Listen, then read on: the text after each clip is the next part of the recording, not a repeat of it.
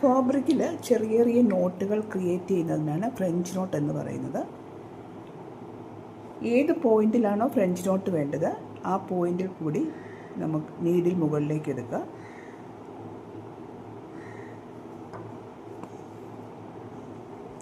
ഇനി ഈ നീഡിൽ ഈ ഫാബ്രിക്കിന് പാരലായിട്ട് ക്ലോസ് ആയി പിടിച്ചുകൊണ്ട് റാപ്പ് ചെയ്യുക. 1 2 3 ഞാൻ 3 പ്രാവശ്യമാണ് റാപ്പ് ചെയ്തത്. ഫ്രഞ്ച് നോട്ടിൻ്റെ വലിപ്പം അനുസരിച്ച് നമുക്ക് എത്ര വേണമെങ്കിലും റാപ്പ് ചെയ്യാം.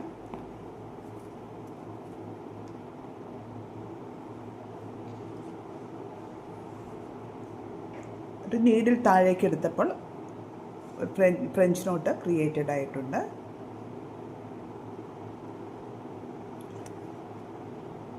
നീഡിൽ മുകളിലേക്ക് എടുക്കുക.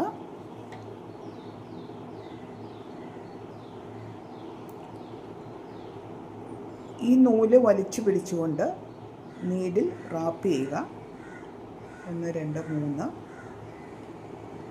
ആ സെയിം പോയിന്റിൽ തന്നെ ഈ നീഡിൽ വലിച്ചു പിടിച്ചുകൊണ്ട്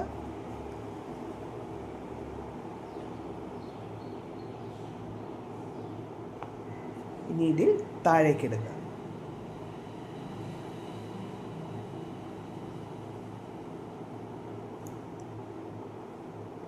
നീഡിൽ മുകളിലേക്ക് എടുക്കുക.